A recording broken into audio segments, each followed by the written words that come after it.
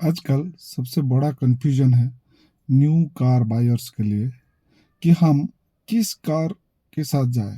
किस कार मतलब petrol car के साथ जाए या फिर सीएनजी कार के साथ जाए या फिर जो लेटेस्ट है हाइब्रिड कार के साथ जाए। ये बड़ा कन्फ्यूजन है और सबके ऊपर पैसा, आपके पास कितना पैसा है उस हिसाब से आप डिसाइड कर सकते हैं कि कौन सा कार आपके लिए आइडियल है।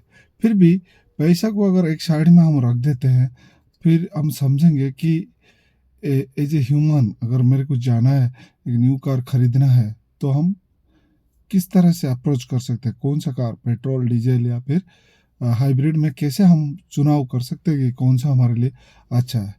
पहले मैं बता दूं, जो ये हाइब्रिड कार है ना, ये लेटेस्ट है, इसीलिए ये कम से कम 18 लाख रुपया आपको ऑन रोड प्राइस कम से कम लग जाता है, उसके ऊपर ऊपर जाता है। अगर आपका बजट 18 लाख रुपया से नीचे है तो फिर तो आपके लिए हाइब्रिड कार है ही नहीं। आपके लिए आइदर ऑप्शन है सीएनजी कार और पेट्रोल कार, जिसके बारे में हम थोड़ी देर में बात करेंगे। पहले हम बात कर लेते हैं हाइब्रिड कार की। तो हाइब्रिड कार किस तरह से कॉस्ट होता है और डिफरेंस कहाँ आता है हम बता देते हैं। जैसे मान लीजिए, एक एग्जाम्पल के तौर पर ले लेता हूँ ग्रांड विटारा को। ग्रैंड विटारा का अगर कोई भी मॉडल आपको 15 लाख रुपया में पेट्रोल वर्जन में आता है, तो आप मान के चलो उसका हाइब्रिड वर्जन 20% लगभग ज़्यादा होता है। दैट मीन्स 15 लाख रुपया अगर जो मॉडल, एग्जैक्ट मॉडल का पेट्रोल में 15 लाख में आता है, वही सेम मॉडल ऑलमोस्ट आपको 18 लाख या उसके ऊपर आ जाएगा, उससे नीचे तो नहीं। बट ये जो 20% आप पैसा दे रहे हैं, जैसे 15 लाख मैंने बोला, 18 lakh, that means almost 3 lakh रुपए का डिफरेंस। आप लॉन्ग रन में देखेंगे तो ये 3 लाख रुपया वर्थ है, क्योंकि ये आपका जो फ्यूल कॉस्ट है, जो गाड़ी को जो हम पेट्रोल डलाते हैं उसका माइलेज को लेके कंसिडर करते हैं, तो फ्यूल कॉस्ट के हिसाब से देखेंगे तो 15 साल में ये 3 लाख रुपया आपको बचा के दे देगा। कोई बात नहीं, क्योंकि जनरली माना जाता है एक गाड़ी खरीदने के लिए जितना पैसा खर्चा होता है उसका ऑपरेटिंग कॉस्ट उससे ज़्यादा होता है। ऑपरेटिंग कॉस्ट मतलब जैसे फ्यूल डालना, गाड़ी को सर्विसिंग कराना, ये सबको ऑपरेटिंग कॉस्ट हम मानते हैं।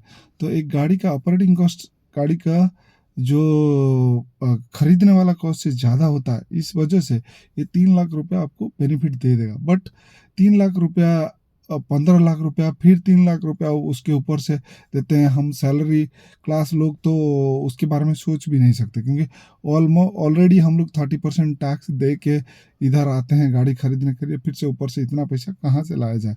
तो ये बहुत बड़ा प्रॉब्लम होता है सैलरी क्लास लोग के लिए। बट हो सकता है बिजनेस क्लास या फिर पॉलिटिकल लोग, वो लोग के लिए थोड़ा सा वो पैसा का उनको मतलब ही नहीं रहता, वो लोग दे देता। बट अगर आप लगाते हो तो आपको कोई नुकसान नहीं होगा, वो आपको निकाल के दे देगा। ओके, तो अब आते हैं कि जो पेट्रोल और सीएनजी में, पेट्रोल और सीएनजी चुनाव करते वक्त आपको पहला चीज़ ध्यान ये रखना पड़ेगा कि आप कहीं ऑटोमेटिक कार के साथ तो जाना नहीं चाहते। अगर ऑटोमेटिक कार के साथ जाना चाहते हैं तो आज के ज़माने में बहुत ही रेयर एक दो कार है जो कि ऑटोमेटिक भी होता है और सीएनजी में आता है। अगर आपके पास ऑटोमेटिक का ही चुनाव है तो आपको तो फिर पेट्रोल के साथ ही जाना पड़ेगा, सीएनजी के बारे में आप भूल जाओ। ओके, बट अगर आपको मैनुअल कार के साथ जाना है तो पेट्रोल और सीएनजी में आपका कॉस्ट, जैसे मैंने बोला था हाइब्रिड और पेट्रोल में 20% डिफरेंस होता है, इस तरह से पेट्रोल और सीएनजी में लगभग 10% का डिफरेंस आता है।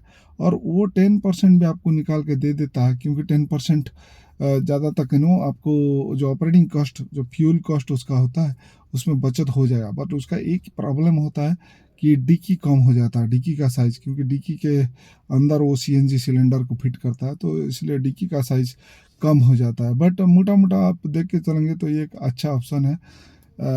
आप हाइब्रिड के साथ जा रहे हैं तो 20% आपको कॉस्ट देने से भी निकल जाता है। बट अगर आप यूपी में रहते हैं तो ये आपके लिए अच्छा ऑप्शन है, क्योंकि रजिस्ट्रेशन कॉस्ट वहाँ हाइब्रिड कार के ऊपर लगता नहीं, जो कि बाकी सरकार को भी इस तरह से करना चाहिए ताकि ज़्यादा से ज़्यादा लोग हाइब्रिड कार की तरफ आकर्षित हुए और क्लीन ग्रीन एनर्जी के साथ रोड पे ड्राइव करें।